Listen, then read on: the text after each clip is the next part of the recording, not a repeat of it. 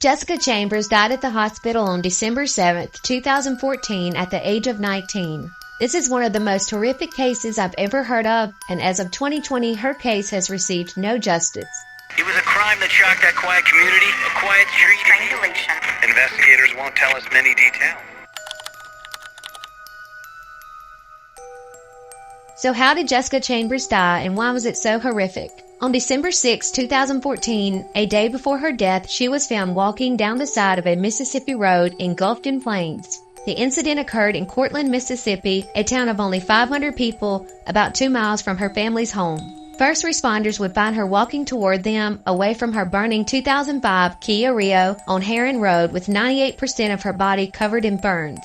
She would be airlifted to the Memphis hospital and while holding her mother's hand would take her last breath. Jessica, in a possible state of shock and confusion, would tell the first responders that someone named Eric was responsible for this horrendous act, but law enforcement could never find a connection. Also, burn experts would testify that the injuries to her face were so severe that any sound she made would have been incoherent. A few days after her death, fraudulent fundraisers would show up online, forcing her parents to issue a public warning about the scammers. Then months would go by with no arrest in the case. However, strangers started harassing the family, including Jessica's mother, Lisa Doherty. The strangers would accuse the family of having something to do with the crime. Other strangers would sympathize with the family and send gifts, cards, and flowers. They would even go as far as to send Jessica's mother a new phone after hers broke and a new laptop since authorities had taken hers for evidence. On the night of the incident, Jessica's mom would last see her daughter around 5 p.m. on December 6 when Jessica left her home to go down the road to a convenience store. She would contact her mother 2 hours later and say that she would be coming home soon. Her father worked for the sheriff's department as a mechanic and got a call about the fire an hour later.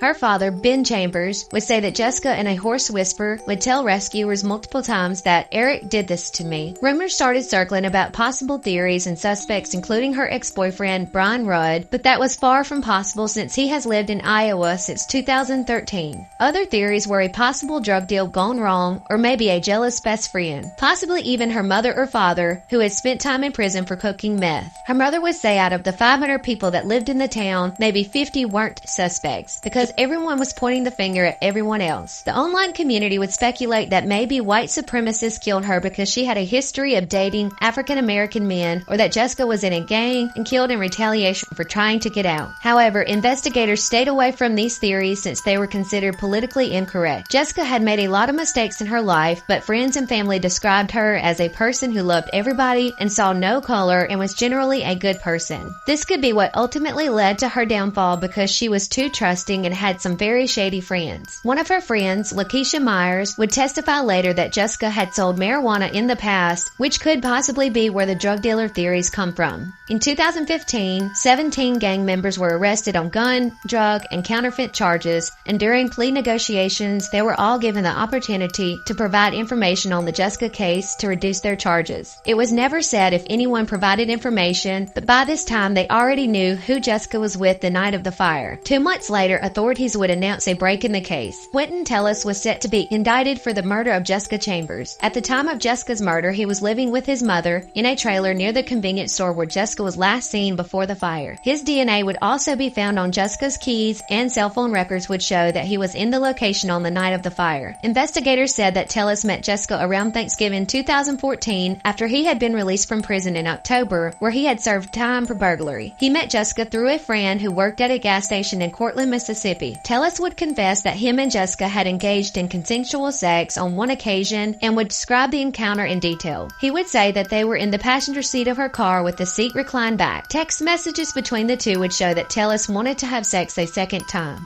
District Attorney John Champion would tell the court that Jessica's front seat in the burned-out car was reclined very similar to how Tellis described their sexual encounter. Champion said that Tellis tried to suffocate Jessica and after thinking she was dead, doused her with the accelerant and lit her on fire. A friend of Jessica's would say that the three of them rode around in Jessica's car earlier that day and smoked marijuana, but Tellis refrained. Tellis would admit to seeing Jessica that night and said that they got food from a fast food restaurant. However, Tellis' alibi for the rest of the night would fall through after numerous friends could not account for him, although he claimed to be with them. After her murder, Tellis would delete Jessica from his phone, saying, "I wasn't scared, but after we found out who it was, who died there, I just deleted my contact with her because I didn't want to have a deceased person on my phone with a number in my phone that's just going to be no longer used." Back to the name Eric that Jessica supposedly said to first responders, the defense for Tellis would use this as a centerpiece for their case. The defense would also say that District Attorney John Champion, the prosecutor who was handling the case, had tried to coach a jail informant into saying that Jessica referred to Quentin Tellis as Eric, but the jurors never heard this because the court refused to allow a misconduct allegation. The first trial that occurred in October 2017 would end in a mistrial after confusion surrounding the jury instructions. The instructions said that a guilty verdict had to be unanimous, but didn't directly say that about a not guilty verdict. Officials said it appeared the jury thought that, since they couldn't unanimously decide that Tellis was guilty, that made him not guilty. Tellis would be tried again in October 2018, but two jurors could not get past the possibility that Jessica had tried to identify her killer, and the name she said was not Quentin Tellis. Therefore, this trial also ended in a mistrial. As of 2020, the state of Mississippi has not decided whether or not to take Tellis to a third trial. However, he is currently serving a 10-year prison sentence for the unauthorized use of Ming Chen Xiao credit card. Ming Chen was a University